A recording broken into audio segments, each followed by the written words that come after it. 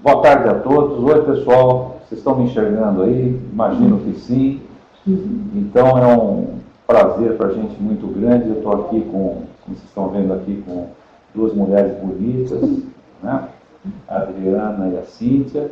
E nós estamos um pouquinho atrasados, porque a gente estava esperando o Marcelo Pasquini, que está entrando lá via Milwaukee para falar com a gente, né? Então, assim, só para a gente dar um histórico para vocês do que está acontecendo, basicamente assim.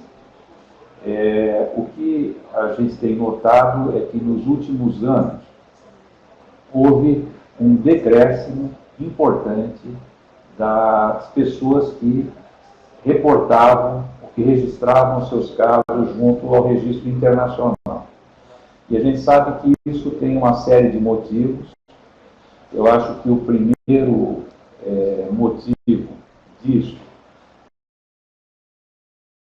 é o fato de que não há um custo, esse custo de se colocar, muitas vezes não é coberto nos diversos centros, não existe um pagamento por isso, mas eu sei, através de uma conversa que eu tive com o Diego recentemente do SNT, que o SNT está preocupado com isso e de ter alguém para fazer isso, com um certo pagamento a respeito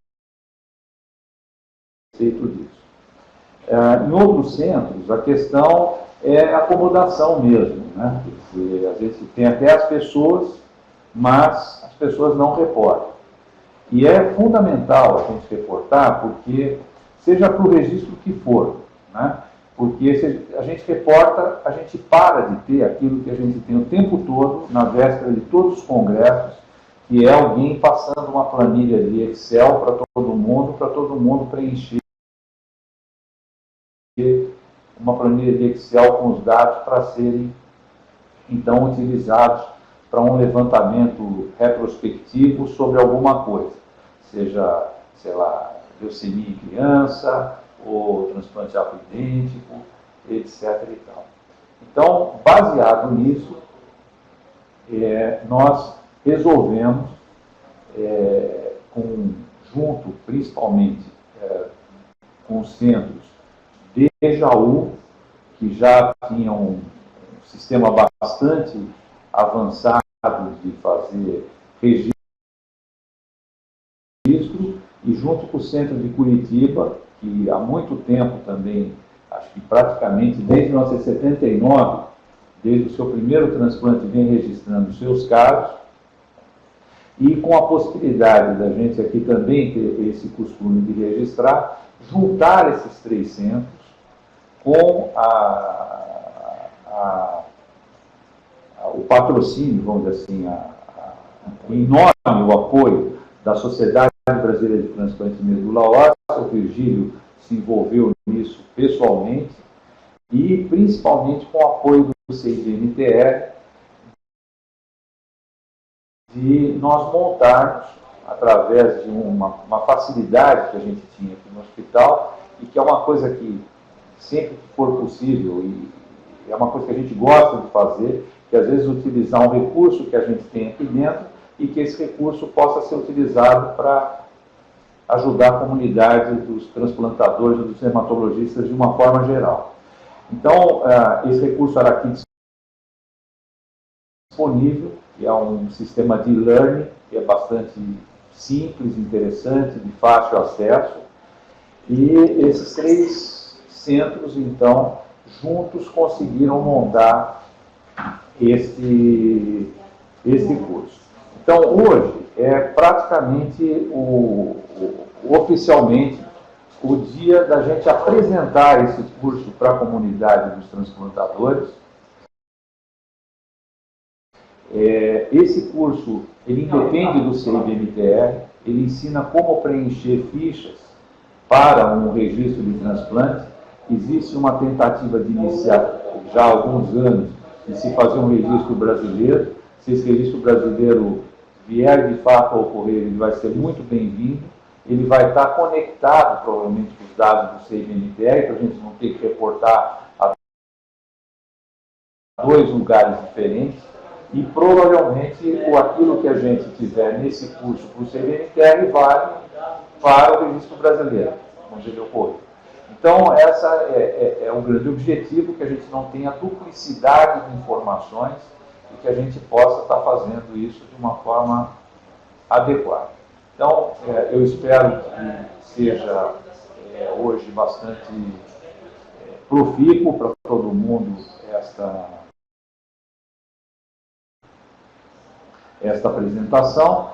Eu vou passar a palavra para a minha colega Adriana, que todos conhecem aqui, que é não só famosa pela sua simpatia, risada, mas também pelo seu trabalho, e que representa aqui a diretoria da Sociedade Brasileira de Transplante de Medula Óssea, que vai falar um pouquinho em nome da sociedade. Depois, se o Marcelo entrar, ele poderia falar em nome CMMTR, e se ele não conseguir entrar, ou por um problema técnico que possa ter ocorrido, ou porque ele esqueceu, nós vamos... Ele está no celular. Está no celular, ótimo. Então, a gente passaria então, a palavra em seguida para ele. Então, vamos passar primeiro para a Adriana, que fala em nome da sociedade. Eu estou em nome do Virgílio. Muito obrigada a todos por estarem assistindo. Em termos de sociedade, é extremamente importante para a gente conhecer os dados, os resultados do transplante, seja lá como isso for feito. E o Nelson ajudou muito, ele tem uma posição hoje de destaque de representante da América Latina frente ao CIBMTR, e encabeçou essa iniciativa de ajudar a gente a fazer o registro do que existe hoje, que é o CIBMTR. É óbvio que a gente quer que exista o registro brasileiro e que os dois estejam juntos num futuro muito próximo. Muito desse trabalho foi feito pela Cíntia, que é daqui do Einstein, que vai falar para vocês, e pelo Anderson de Jaú. Eles foram até o CIBMTR, aprenderam muita coisa, além do trabalho que eles já faziam.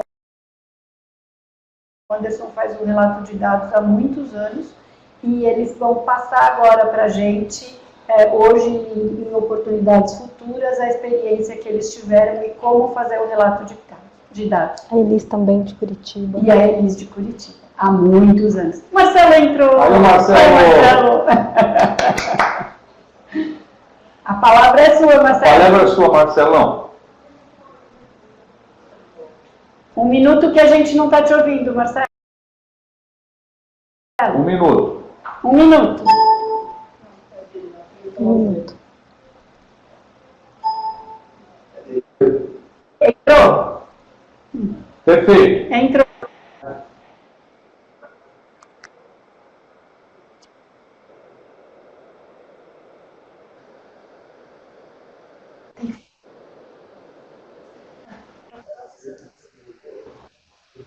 Oi. Não. Agora sim. Desculpe o atraso, gente. Tinha um pouquinho de problemas técnicos aqui, mas vamos lá. Obrigado a Nelson e Adriana pelo convite. Eu preparei alguns slides para a gente começar a falar sobre isso. Alguns slides vamos repetir o que a Adriana estava falando e o Dr. Nelson. Eu estava escutando um pouquinho o que vocês estavam falando, mas eu não estava conseguindo ver vocês.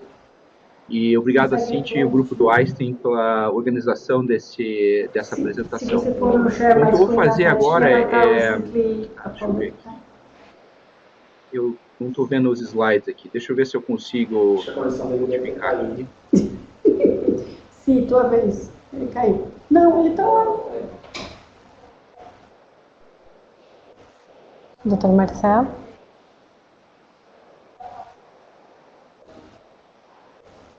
Quer passar logo? Voltou?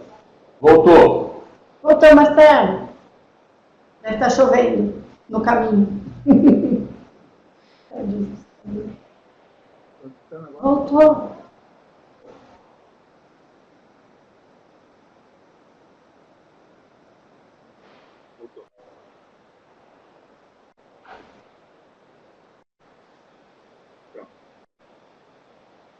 Ok. Vocês estão... pode passar o próximo slide, por favor?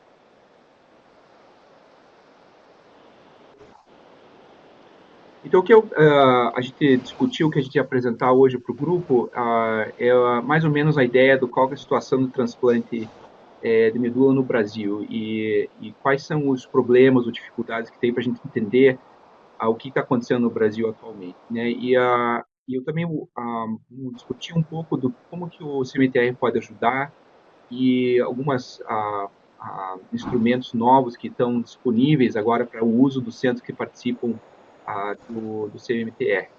Então, o próximo slide. Então, a atividade do Brasil, a gente não sabe.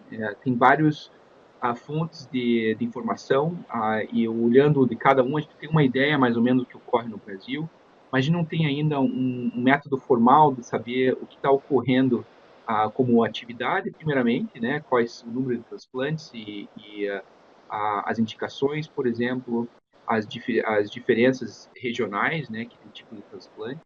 E também a gente não sabe o que acontece com os pacientes depois do transplante. Os resultados iniciais, às vezes a gente tem uma ideia, mas não é uma coisa assim mais universal, né? Então, muitos dos resultados que a gente tem são de grupos maiores do Brasil que fazem a publicação dos artigos. A gente sabe mais ou menos assim a parte de doenças autoimunes, a parte de Fanconi e a atividade de alguns dos centros. Mas, em geral, a gente não sabe o que ocorre. Então, o que eu coloquei aqui é tentar entender mais ou menos, ter uma ideia do que nós sabemos atualmente, né? Então, a nível da América Latina, vocês podem ver o próximo slide. Esse é um slide de uma publicação que foi feita do LADMT. Na verdade, eles fizeram uma enquete anual, né? Eles mandam um caso, vocês conhecem, ele praticamente é focado no número de transplantes que foram feitos naquele ano e as indicações do transplante que foram feitos, né? Vocês podem ver que no Brasil existe um total de 1.600, quase 1.700 transplantes. Isso foi em 2012. Então, esse é um número grande de transplante que, na verdade, é mais ou menos quase que 50% de todos os transplantes que são feitos na América Latina. Agora, se vocês olham no próximo slide, existe mais ou menos uma proporção por habitante. Então, por isso que nos transplantes autólogos, existe uma cor mais escura, ou seja, mais denso o número de transplantes na Argentina, porque a população é menor que o Brasil, eles fazem mais autólogo. Então, quanto mais a cor mais escura a cor, maior o número de transplantes. Então, o Brasil, na verdade, é muito grande, né? E o número de transplantes estão maior, focados mais ou menos na área sul e sudeste. Então, existe uma grande parte da população que não tem acesso ao transplante. Então, esse tipo de informação é importante para a gente entender como é que a gente pode melhorar isso. Então, isso é a nível da América Latina. No registro, no próximo slide, vocês podem ver que na América Latina, esse slide mostra o número cumulativo de transplantes que foram reportados no CMTR. Então, vocês podem ver aqui o número 10 mil de halogênico, quase 8 mil de autólogo, mas isso é desde 1981. Então, a gente tem só uma representatividade do número real dos transplantes, né? A gente tem uma ideia que, se você imagine que em 2012 foram feitos 1.600 transplantes, o número real disso é muito maior. Próximo slide. Então, quando mais ou menos a gente olha o que é atividade atual no Brasil, isso são só centros brasileiros. Vocês veem que existem duas linhas aqui, a verde é de transplante halogênico e a azul é de transplante autólogo. Existe uma variabilidade grande. Então, isso já discutimos muito tempo com centros brasileiros, que tem centros que começam a reportar e daí eles param de reportar, porque não tem data managers ou gerenciador de dados, ou é um residente, ou é um médico que cuida, que coleta esses dados, e daí quando o médico sai ou a pessoa sai, daí não é reportado mais. Então, os dados de registro do Brasil são voluntários, então depende muito das pessoas contribuírem com isso para saber como é que os dados, como estão a atividade atual do Brasil. É claro que não houve uma diminuição da atividade de transplante em 2008. Houve uma mudança na captação dos dados do registro por papel e daí pela forma digital depois de 2008. Então, com isso, muitos dos centros caíram um pouco a representatividade. Então, o que nós temos agora no registro não reflete a atividade real dos transplantes, é só uma uma pequena porcentagem desses transplantes. Próximo slide. Então, aqui mostra mais ou menos os dados de TED, né, que são os dados de registro, e o dado de CRF, que são essas fichas são maiores, né, que são de centros de pesquisa. Então, vocês podem ver que o número total de transplantes estão diminuindo, mas o número de CRF, que são um grupo pequeno dos centros que são de pesquisa, eles mantiveram mais ou menos o nível de registro, né, para mandar os dados. Mas, infelizmente, os centros que são de registro diminuíram, que são as colunas azuis. Próximo slide. Então, quando o Anderson e a Cíntia estavam aqui, eles deram uma olhada para saber qual que é o problema da coleta dos dados, né? Então, eles olharam o RBT e isso foi em 2015. Então, em 2015, a RBT tinha 1.300 transplantes em 48 centros, né? E quando ele colocou isso no próximo slide, relacionou a porcentagem dos dados que foram no registro, os dados da RBT, ou da Associação Brasileira de Transplante de Órgãos, você pode ver que de 2010 para 2015 esse número diminuiu. Então, o total de transplantes só em 24% que nós sabemos, né? E 41% dos transplantes halogênicos. Então, isso está diminuindo. Então, a gente entende que dito muito trabalho para registrar e reportar esses dados, mas o número de centros está diminuindo bastante. Né? Então, a gente quer saber como a gente pode melhorar isso para a gente poder também usar essa estrutura para ter mais ou menos uma ideia melhor do que está acontecendo no Brasil. Próximo slide. Então, outra situação que nós vimos também é a questão de segmento. Então, isso é importante porque muitos dos resultados dos transplantes são dependentes do tempo. Então, alguns problemas ocorrem que depois de um ano, os pacientes que vêm de longas distâncias param de vir e eles não têm mais ou menos o segmento deles. Então, se existe uma recaída ou outros problemas que ocorrem no transplante depois de um ano, a gente acaba não sabendo. Então, esse slide mostra que a mediana varia bastante. Né? Desculpe, pode retornar um slide, por favor? Então, vocês podem ver que dos anos 2000 e 2013, a gente viu mais ou menos como é que ocorre o segmento. Né? Então, o total, a mediana é de 38 meses, mas existe uma variabilidade grande, de menos de um mês a mais de 188 meses. Então, os centros que fazem que tem maior segmento, são centros que existem um programa de segmento prolongado. Então, eles incorporam isso com a coleta de dados. Então, isso não é impossível para a realidade brasileira. Alguns centros estão fazendo, mas existem também umas dificuldades. Em alguns centros, o paciente volta para um lugar remoto, uma zona rural, ou o norte ou nordeste do Brasil, e acaba sendo muito difícil eles voltarem para o centro para ter um segmento. E a outra, existe uma variação muito grande. Então, por exemplo, vocês virem a transplante autólogo, existe uma variação grande de 25% a 92% de pacientes com segmento de um ano, mas quando você vai a 3 anos, tem centros que tem 12% só de segmento. Né? Isso é muito baixo. Então, a gente não sabe, se nós vamos fazer uma análise para saber o que está acontecendo com esses pacientes depois de um ano, com 12% de segmento é quase impossível de saber, né? Então, esse é um outro problema que a gente tem que verificar, que às vezes, seguindo esses pacientes a longo prazo, dá uma realidade melhor para a gente entender o que está acontecendo com o paciente brasileiro que faz transplante. O próximo slide.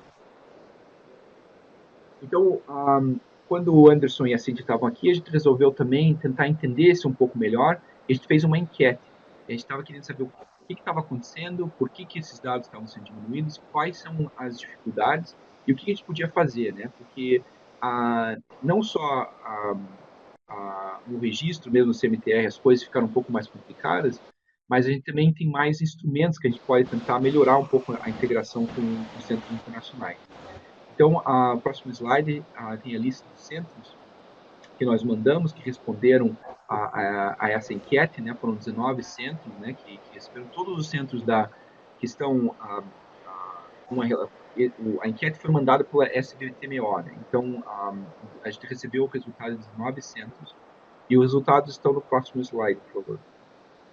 A gente notou que a experiência varia, né? De 2 centros com menos de 5 anos e 7 centros com mais de 20 anos de experiência.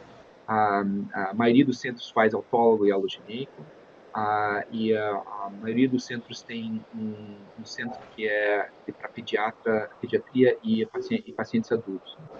18 centros têm um banco de dados e eles têm experiência em reportar, né? ou no CVTR, ou com o IBMT, ou com o WBMT, que é aquela primeira informação que eu pus, que é aquela enquete anual de atividade de transplante. O próximo slide. Então, em 5 centros, tinham um profissional dedicado à coleta, e as dificuldades que foram apontadas foram que a falta de recursos humanos, a restrição financeira e aumento do número de dados coletados foram as razões que eles não conseguiram olhar. Mas quando a gente olhou para os centros que tinham um data manager, né, um profissional dedicado com isso, existe uma diferença muito grande, que os dados já estavam mais completos e os dados de segmento eram mais prolongados. Então existia existia uma variabilidade menor na coleta dos dados. O próximo slide. Então, dificuldades e desafios são claros, né? Então, acho que o número de centros brasileiros que estão participando de uma forma de registro do banco de dados está diminuindo, né? Mas o que a gente sabe por fontes diversas é que o número de transplantes e o número de centros estão aumentando. Então, isso amplia um pouco a dificuldade para a gente saber qual que é a realidade atual, né? Quantos transplantes estão sendo feitos, né? Então, existe uma série de dificuldades locais, existe também, não existe um profissional, um data manager, né? Então, não existe nem esse nome, né? Então, a gente tem que tentar entender, reconhecer esse profissional, porque pela enquete e pela a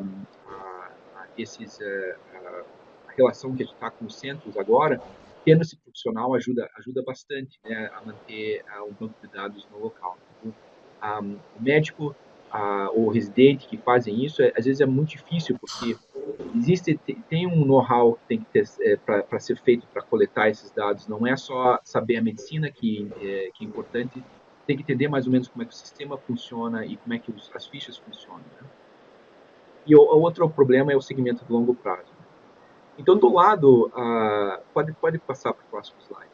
Do outro lado, o que a gente está notando é que existe um pouquinho, esse problema não é só no Brasil, tem outros centros internacionais que a gente está notando isso, que existe uma defasagem de colaboração. E o CMTR, o I do CMTR é internacional, então a gente tem que focar nisso. Então, o que a gente está tentando desenvolver aqui é um programa para aumentar a interação de centros internacionais com o CMTR, porque é uma missão importante do registro ter essa colaboração. Então, com a melhoria da tecnologia, a gente pode fazer mais, a gente pode usar essa infraestrutura para os centros utilizarem isso para outras coisas, porque até então essa relação era muito unidirecional. Então, mandava os dados e ficava cobrando os dados. Mas agora, acho que a gente pode fazer uma relação bidirecional, que os dados entram e os dados retornam para o centro, para o centro usá-los melhor para qualquer coisa, para uso de pesquisa ou uso também para a parte de qualidade, do controle de qualidade do que está acontecendo no centro. Então, o próximo slide. Então, isso eu acho que eu falei um pouco, né? Nós temos uma colaboração com o registro, com os centros internacionais por muito tempo. É uma razão que eu estou aqui, né? Porque meu pai lá em Curitiba começou com essa relação com o IBMTR quando usava fralda, e depois, no começo, eu entendi, eu comecei a vir para cá, né? Então, a relação começou porque o IBMTR tinha uma relação com o Brasil inicialmente e isso favoreceu a desenvolvimento da minha carreira. Então, eu tenho uma relação muito forte com isso, né? E eu acho que a outra razão que o que está acontecendo nos últimos 10 anos foi que, com esse contrato com o governo americano, o CBMTR agora teve que aumentar um pouco a capacidade para coletar muitos dos dados de todos os transplantes que ocorrem nos Estados Unidos. O que aconteceu foi que o foco geral do CBMTR ficou muito nos Estados Unidos. Então, as fichas ficaram muito mais carregadas e ficou muito mais centrado nos Estados Unidos, o que teve um certo abandono, que não foi intencional, aos centros internacionais. Então, a gente quer mudar isso, porque a gente notou que essa participação internacional é muito importante para a missão do registro. Próximo slide. Pode mudar. Pode passar para o próximo. Aqui só para ter uma ideia, que os números internacionais estão diminuindo também. Então, não é só a do Brasil, né, como eu falei antes. Próximo slide.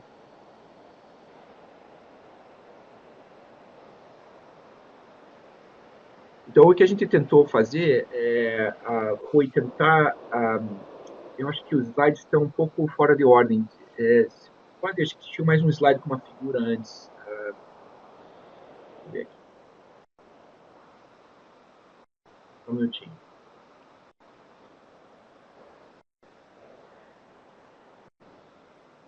Não, desculpe. Pode continuar. Pode passar um para frente. Mais um.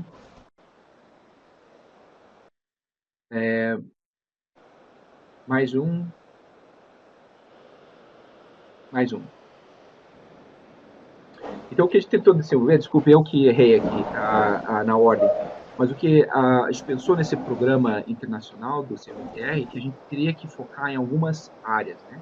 Então, uma das partes foi o treinamento, melhorar um pouco a captura dos dados, né, a coleta dos dados, mas ter um enfoque maior de ter compartilhar esses dados com os centros, né, com melhoria disso, ter um acesso à performance, né, para os centros entenderem como é que estão os dados indo, como é que eles estão, como é que está a performance deles, né, e também a parte de performance dos transplantes em si, ou seja, qual que é a sobrevida esperada daquele paciente relacionada com os casos que aquele centro vê. Então, se é um centro mais pediatria, a mortalidade é esperada X, ou se é mais adultos com transplante do doador não aparentado, a mortalidade esperada é Y, por exemplo. Então, esse uso dos dados para controle de qualidade é relativamente novo, e isso está sendo usado com frequência nos Estados Unidos, e a gente está tentando explorar isso para centros internacionais. Inclusive, o Einstein começou a fazer isso ano passado, e eu vou falar um pouco sobre isso também.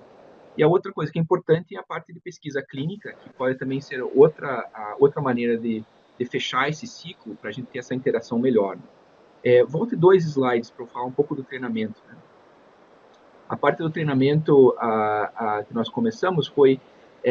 a gente tem uma série de cursos aqui feitos que são no Tandem, né? Que é uma vez ao ano, mas isso, algumas vezes, o Tandem é no Havaí. E para as pessoas que são na América Latina, é muito difícil, é muito caro para ir, então não dá para trazer todo mundo. Então, o que a gente pensou é fazer uma maneira de a gente treinar um grupo de pessoas que estão interessados, né, e usar essas pessoas como referência local ou regional.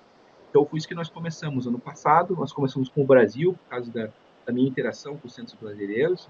Nós convidamos o Anderson e a Cíntia para vir para cá, e a Elis também participou disso, que é de Curitiba, e para a gente ter algumas pessoas que são de referência. Então, passaram um tempo aqui, é muito mais fácil quando você conhece as pessoas pessoalmente. Então, eles conheceram as pessoas que trabalham diretamente com o programa. Então, isso ajudou bastante. E nisso, começou a ter o que nós vamos ver agora, que é esse programa de preenchimento, esse tutorial, né? e também esse curso hoje. Então, essa interação que começou há um ano atrás está tendo esses frutos, né? E também 3 centros, desde que eles vieram para cá, começaram a reportar para o registro que está tendo um aumento. Então, palpável, está tendo um resultado dessa interação. Então, o próximo slide, desculpa. Então, o que a gente está pensando com isso é que a gente utilize a infraestrutura já do registro, em vez de a gente investir numa infraestrutura nova de banco de dados e a parte de tecnologia, de tecnologia e informática, que nós temos já uma estrutura feita, né? Então, a oportunidade que a gente aumenta o número de centros participantes, aumenta o número de dados, melhoria dos dados, a gente tem uma colaboração melhor. Né? E esses dados podem ser usados na pesquisa, né? Então, pode, acho que eu falei já isso, pode ir para o próximo slide, e acho que mais um também. Então, desculpe, então, eu já falei, então, o próximo slide. Então, a parte do treinamento, só mais um ponto, né? O que a gente quer, a gente tem mais acesso ao que a oportunidade que tem já disponível, né?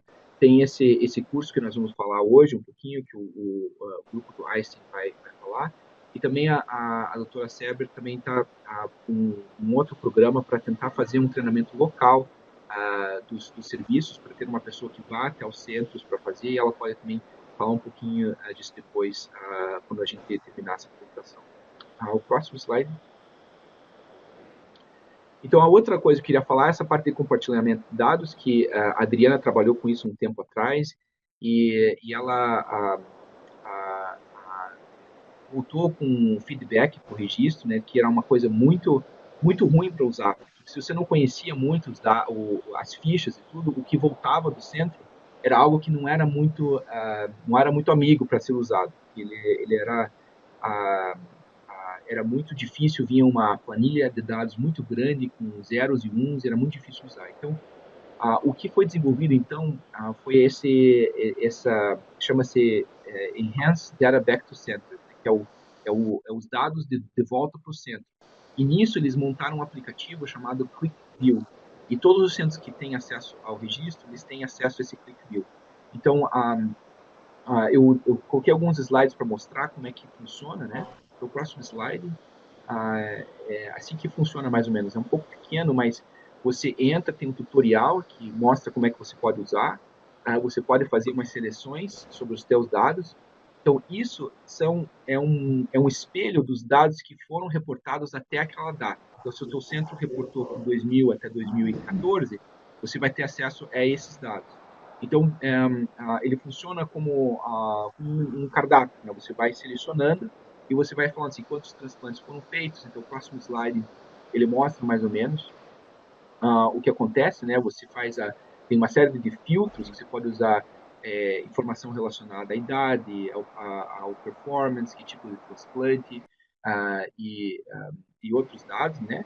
E daí, quando você vai fazer a seleção, o próximo slide, ele mostra os dados assim, né? E você pode selecionar esses dados para virem para você. Então, você quer ele como SAS, ou como SPSS, ou como se fosse uma planilha de dados. Né? Então, aqui, nesse exemplo aqui, com o número de transplantes por ano daquele centro, do seu centro. Né?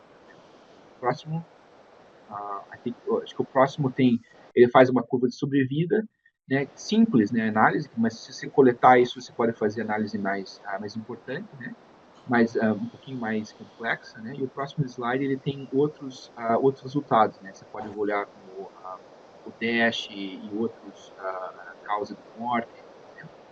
Então isso ficou muito mais fácil. Então quando a Cíntia e o Anderson estavam aqui, eles trabalharam para aprender como é que usa isso aqui, né, eu acredito que o pessoal do Jaú já começou a ver os dados deles nesse click. Né? Próximo slide.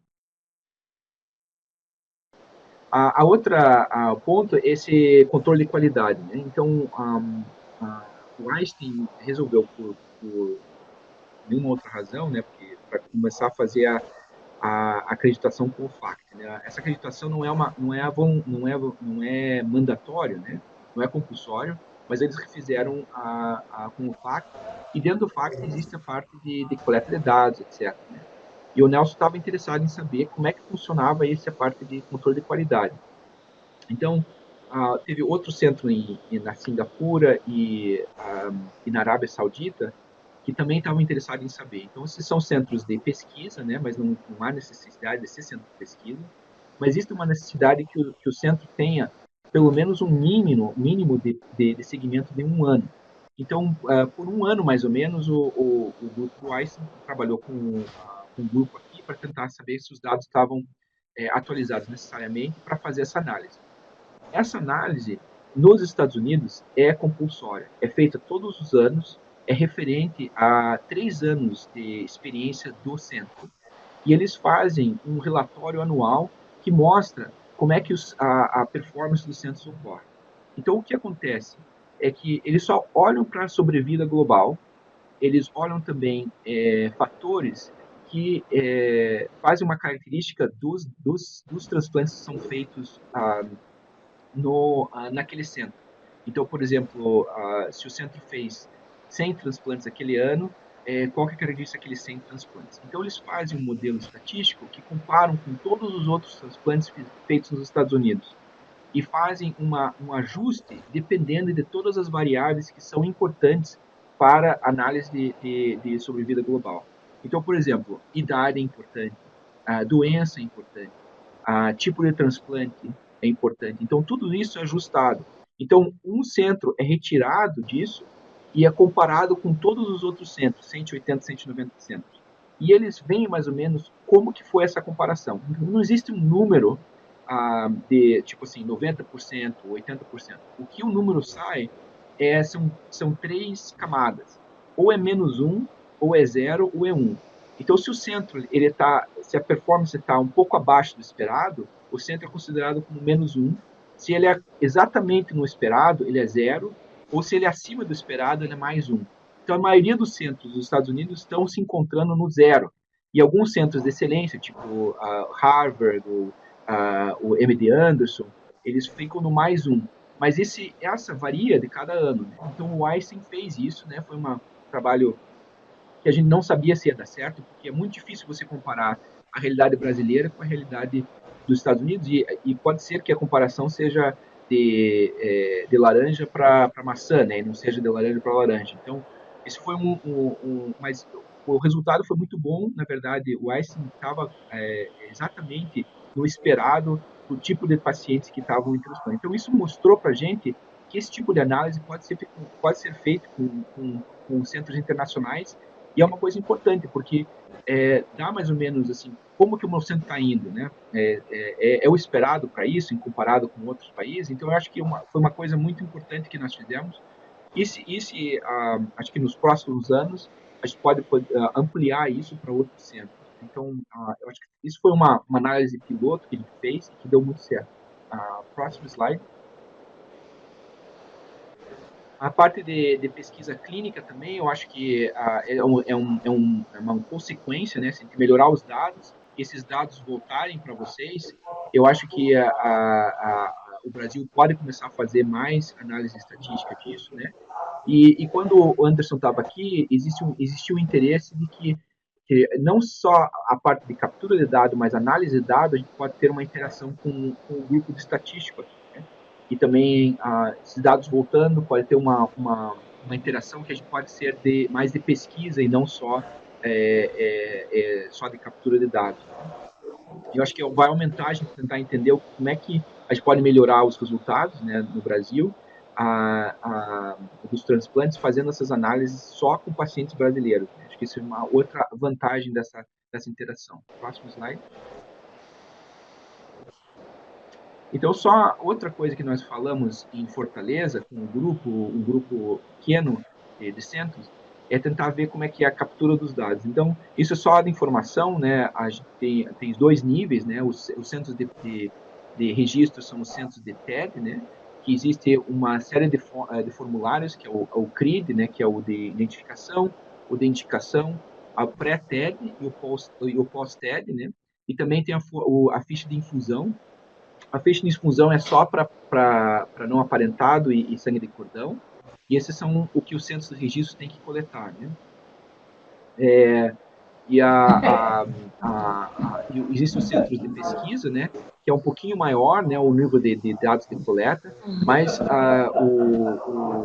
existe um reembolso dessas fichas. Uma coisa que foi discutida, o próximo, clique mais uma vez o próximo slide, que o que nós poderia fazer com o projeto é que se existe uma dificuldade muito com o número das fichas, a gente poderia pensar em fazer uma TED brasileira, ou seja, fazer uma TED que seja um pouquinho melhor para centros que não ainda estão participando, para facilitar os novos centros. Mas isso requer que a gente revise essas fichas e faça uma ficha só para o Brasil, por exemplo. Né? Próximo slide.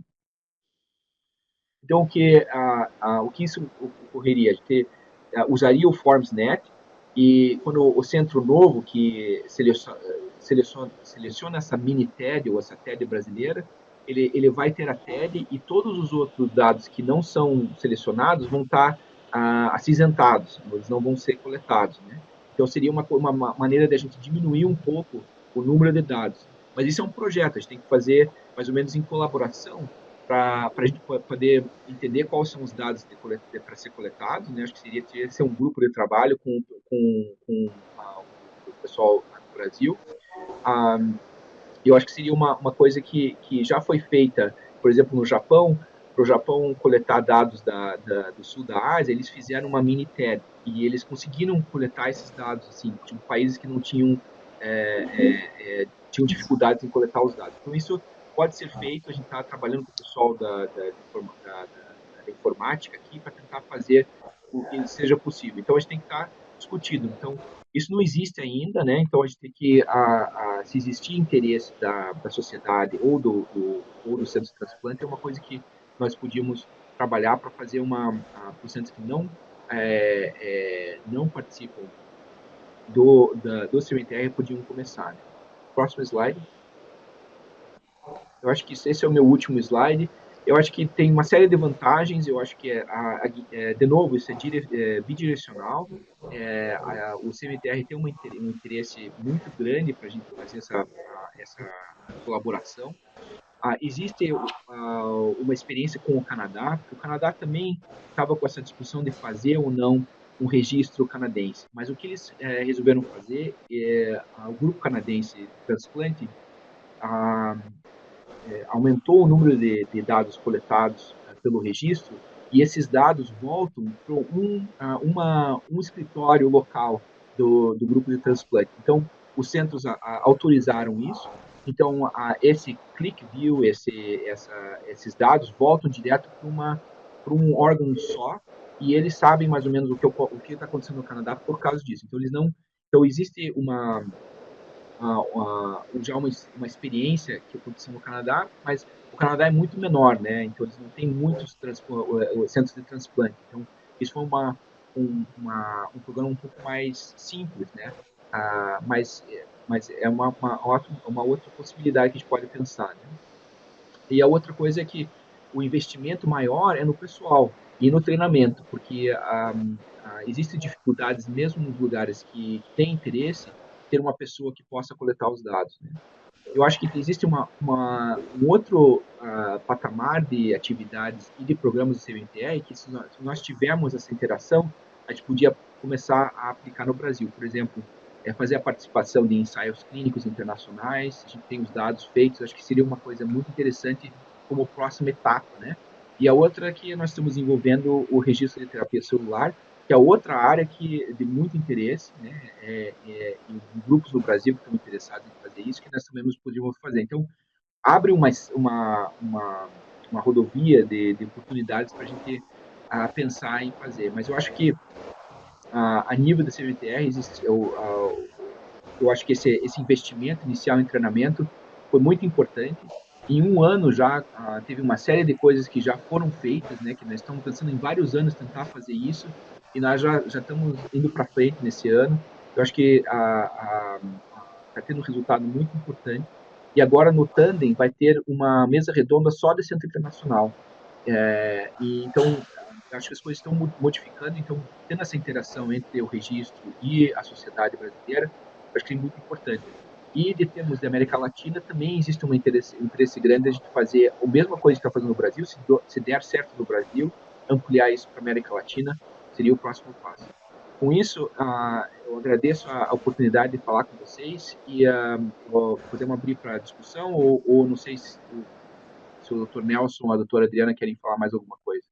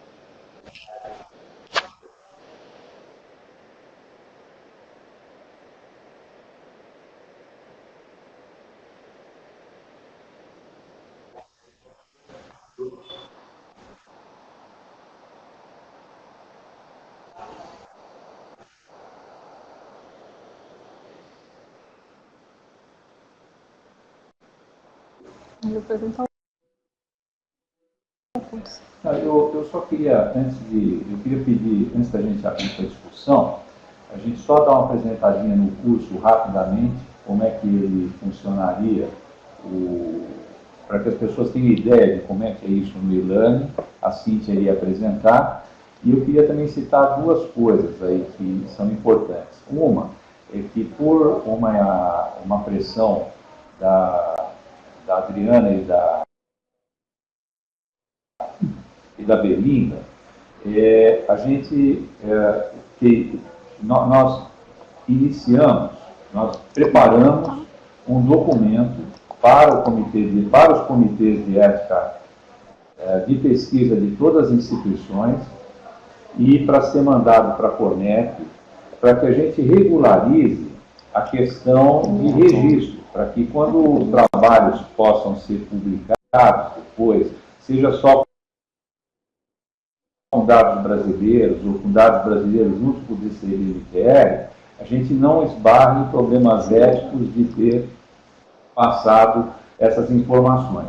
Então, assim, o que nós fizemos? Nós já submetemos aqui ao nosso comitê de ética semana passada. O comitê de ética do Einstein está analisando, vai mandar para a CONEP. Nós precisamos que todos os centros que estejam interessados em regularizar a sua situação mandem uma anuência. Então, aqueles que não o fizeram ainda, se puderem mandar para a Cíntia, a gente agradece, porque aí isso se regulariza rapidamente. Cada hospital vai ter oportunidade de criar um comitê interno no hospital para ter o registro. Tem o nosso comitê interno que está no nosso projeto, mas cada um for submeter depois o seu projeto para o seu comitê de ética, usa o mesmo arcabouço que a gente fez e só modifica quem são as pessoas internas que vão ser responsáveis pelos dados. Então, eu acho que isso aí é extremamente importante. Isso e o curso, acho que são duas coisas que a gente está tentando fazer via Sociedade de Transplante e via CIBMTR, que é no sentido disso que o Marcelo falou, da gente ampliar a coleta de dados. Ninguém melhora nada se não sabe o que faz. Quer dizer, isso que o Marcelo citou para nós, que a gente fez, estamos recebendo o primeiro resultado comparativo nosso com os hospitais americanos, e aonde a gente foi mal, nós já estamos marcando uma reunião interna nossa para discutir quem foram os casos que foram transplantados naquele ano, por que lá nós fomos menos do que a gente era esperado que a gente fosse, se foram pessoas mais velhas, mais novas, se foram pacientes refratários ou não. Quer dizer, então, o único jeito que você tem de melhorar é saber o que você fez e comparar o que você fez com os outros. Não é necessário você, eventualmente, se a gente estiver maciçamente no sistema, eu acho que até nós podemos estudar do Brasil ser comparado com o Brasil. Não precisa ser o Brasil ser comparado com os Estados Unidos ou com outros setores, né? Então, eu tenho a impressão que vale a pena a gente se aprofundar nisso. Esse ano é muito importante para nós do Einstein, nós estamos comemorando 30 anos de transplante esse ano. Então, essas iniciativas, eu acho que para a gente, se a gente puder que todo mundo possa aderir, vai ser uma vitória para a gente, quer dizer, para a gente festejar os nossos 30 anos com a sensação de que a gente fez alguma coisa para a comunidade. É isso que a gente gostaria, né? Então, eu vou, antes de abrir para a gente discutir tudo, discutir a parte do Marcelo, tudo, só para a gente poder sentar, vou pedir para a Cíntia apresentar rapidamente aqui como é que ficou o curso e depois vocês teriam acesso através, a ideia é ter acesso através do site do CIBMTR, através do site da SBTMO e através do site do Einstein. Não tem jeito e da Braille. Quer dizer, não tem jeito de escapar. De um jeito ou de outro você pode fazer o curso e vamos ver se com isso a gente aumenta o reporte de dados. Boa tarde a todos, meu nome é Cíntia, eu sou gerenciadora de dados da TMO do Einstein, faço questão de agradecer o Anderson de Jaú, Eli de Curitiba, a Denildo da equipe do IAD, e agora nós selecionamos algumas telas do curso para mostrar como é a dinâmica desse tutorial. Bom, são dois links referente ao preenchimento dos TEDs pré e pós-transplante. Essa primeira tela é do Guia de Preenchimento de Dados Essenciais pré-transplante, do Form 2400. O objetivo é disponibilizar instruções, orientações para preencher, né, alguns formulários até chegar no pré-TED. Então, como é que você cria o número CRID, qual é a ficha que você indica, o procedimento que o paciente foi submetido, né? Lembrando que esse formulário é da revisão 4, né, do update de 2013, tiveram algumas atualizações, porém não houve modificações nas questões, mas tem mais a ver com disponibilidade de informações no formulário. Próximo, por favor.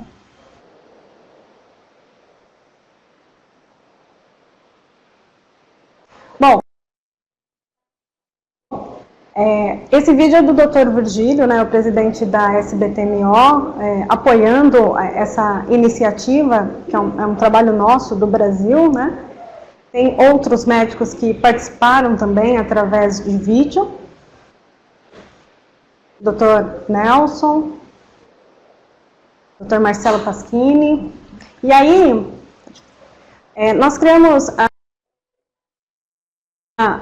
nós pensamos assim, qual eram as maiores dificuldades para se preencher a TED? Então, por exemplo, a tabela de iconografia, né? Quantos ícones existem para você usar e fazer com que seu formulário seja preenchido por completo? Então, existe uma tabela de apoio explicando para que serve cada item. Tabela, pode passar, por favor. Essa é uma tabela referente à cor do formulário, né? Então, o nível de preenchimento, ele é medido também pela cor que o formulário está. Então, nós fizemos uma tabela também para que a pessoa tenha uma base, por exemplo, eu preenchi tudo, aparecerá de vermelho, de verde. Ah, faltou alguma informação, então aparecerá de amarelo. E tem as siglas em inglês para auxiliar a pessoa no uso dessa informação. Bom, e aí, uma das ideias foi, vamos descrever um caso clínico para que essas informações norteiem na hora de se preencher a ficha pré e pós-TED. Então aí, nós temos a descrição de um caso clínico, né, de uma paciente que tem uma LMA, e aí foram feitos alguns exames, como citogenético, biologia molecular, qual era o status da doença da paciente quando ela foi submetida ao transplante, qual é o tipo de protocolo e outras informações. Essas informações referentes à ficha pré-TED. Bom, nós fizemos um fluxograma. Por quê? Porque existem muitos passos para você acessar o sistema, para você criar o CRID, para você inserir informações na ficha de procedimento até chegar ao TED. É claro que, com uma atividade constante, isso torna-se comum, mas de princípio existe uma dificuldade, como eu tive, que foi vencida com o tempo, materiais disponíveis no próprio site do CIBMTR e também a comunicação entre alguns gerenciadores de dados, como a Elise e o Anderson, que eu tive a oportunidade de conhecer. Bom, aí eu mostro, só um minuto, ele vai correr sozinho. Mostra a dinâmica, né, do curso. Então, qual foi o sistema usado? Foi o Captivate, tá? O Captivate, ele captura as imagens do formulário sendo preenchido. Volta para mim, por favor. Então, ele preenche, né, ele mostra como o curso está sendo preenchido através de capturas de imagem. Tá? Então, a pessoa ela vai assistir o preenchimento desse formulário. Próximo. Aqui nós mostramos o dinamismo, né? Nós queremos falar, para cada tipo de procedimento, habilita-se uma série de questões. Bom, passa de novo esse slide, por favor.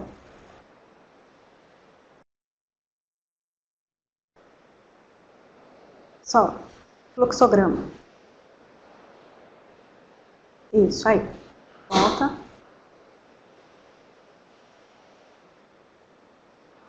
Próximo. Próximo. Ok, pode deixar aí. Então, aí ele mostra o dinamismo, né? Para cada sessão existe, para cada procedimento indica, né, o procedimento, e essa parte mostra o fluxograma dinâmico. Aí é a ficha TED, algumas telas da ficha TED. Então, existem informações orientando o aluno como ele deve preencher, né, as informações no TED. Sempre pautado na descrição do caso clínico. Clique, por favor, clica no clique aqui. Existem informações adicionais, tá? E aí, essa tabela é uma tradução de uma tabela do próprio CIBMTR de como você identifica o produto, por exemplo, que o paciente recebeu na ficha TED. Próximo. Aqui, existem algumas questões que a gente tem muita dificuldade, né? Que é, por exemplo, a classificação do condicionamento. Então, o que nós pensamos? Vamos inserir também alguns artigos atualizados que oriente o profissional a saber classificar o condicionamento. Tá? Próximo.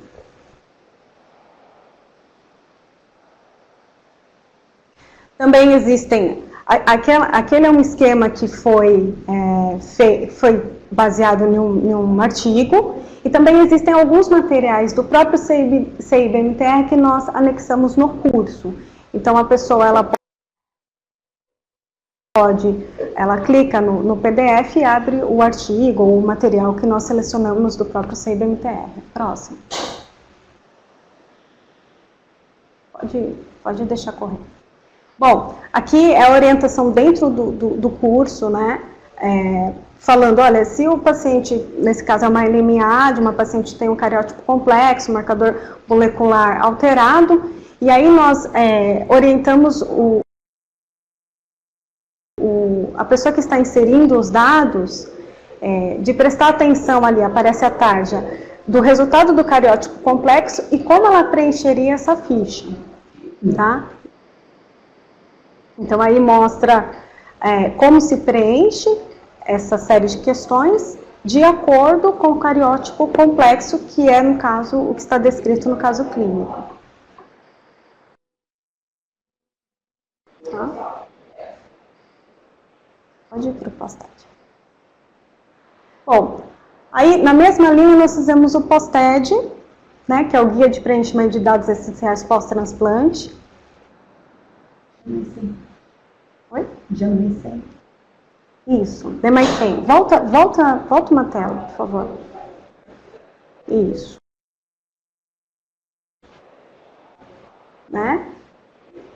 Que é o 2450. Próximo. E aí nós temos o preenchimento da primeira tela ali do POSTED. Aqui nós selecionamos uma das questões que nós temos certa dificuldade, que é referente ao preenchimento da DASH, né, do GVHD. Então, para o nosso paciente desse curso, ele teve uma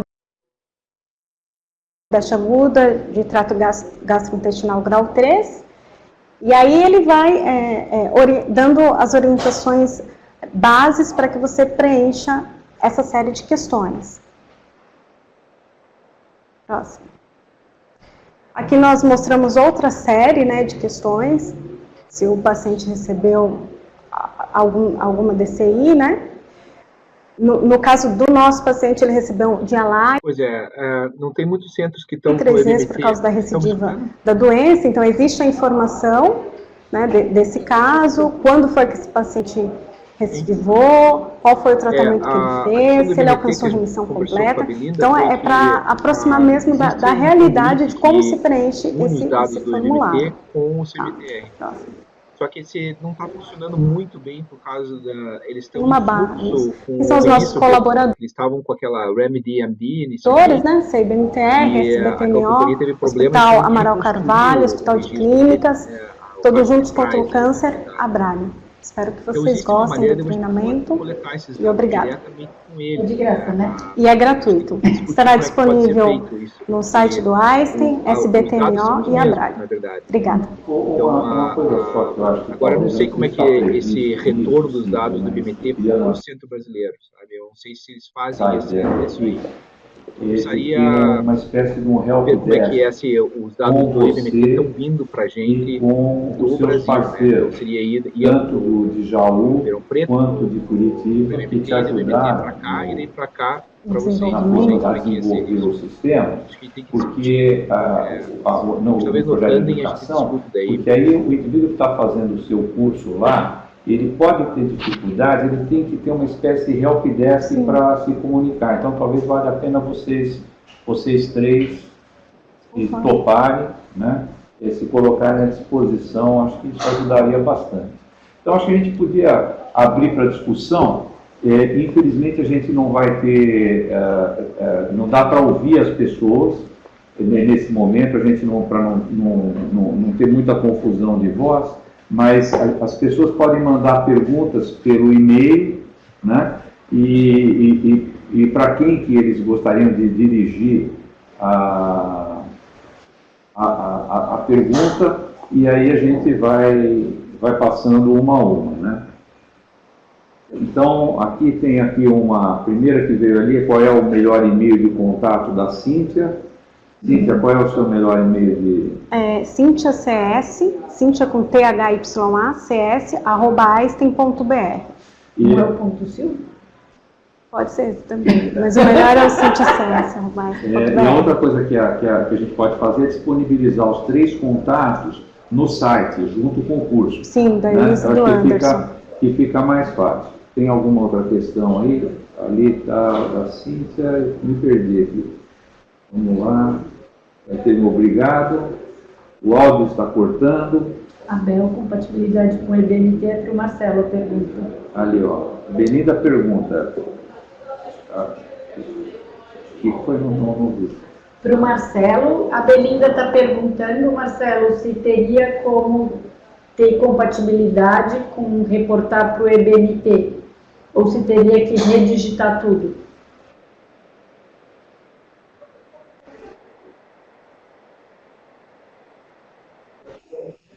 Sim. Sim.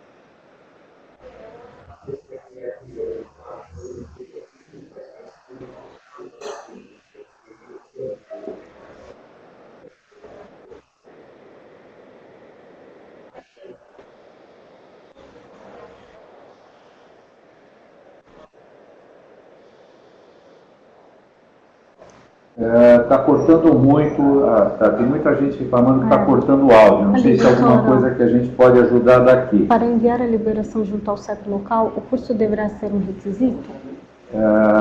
Olha, para liberação ao CEP local não precisa fazer o curso. Pode repetir, eu não escutei. A Eliane perguntou, Afonso perguntou, né? Então,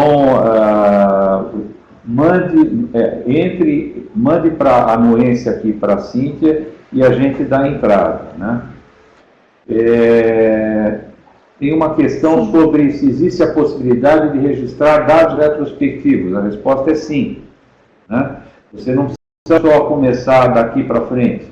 Se você tem gás, tem gente para fazer, nós mesmo fizemos isso aqui durante uma época. A gente começou a registrar primeiro os dados mais atuais e depois fomos indo para trás para poder ter todos os dados devidamente corrigidos. Nós tivemos uma época que era feito, nós não tínhamos uma data manager, isso era feito por outro setor do hospital, e tinha os dados colocados ridículos no CVMTR, eles não batiam com o que acontecia na ficha do paciente. A minha impressão é que alguém botava o dado de qualquer jeito para poder ir embora às 5 horas da tarde e resolver o problema. Só descobrimos isso no primeiro auditoria do PAC, quando o PAC pegou, eles fazem uma comparação do que vai no registro do CVMTR com o que está na ficha do paciente.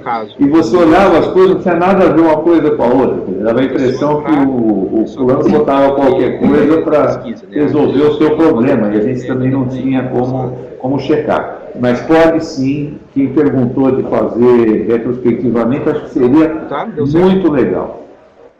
Quanto às raças, se vai utilizar a classificação do IBGE?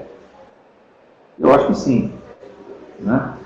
Existe alguma possibilidade de existir algum treinamento sobre preenchimento do CVMT? A resposta é sim. Você pode fazer tanto online como presencial. A Adriana pode falar um pouquinho, ela tem um projeto que, se for aprovado pelo PRONON, a ideia é mais um reforço. Quer dizer, quanto mais reforço a gente tiver, pessoal, helpdesk, seja o que for, melhor. A Belinda está querendo ter certeza que nós vamos falar de branco, negro, pardo, amarelo e indígena. Acho que sim. Depois nós temos aqui, alguém perdeu o áudio. A outra coisa é que é uma questão aqui mais para o Marcelo, né?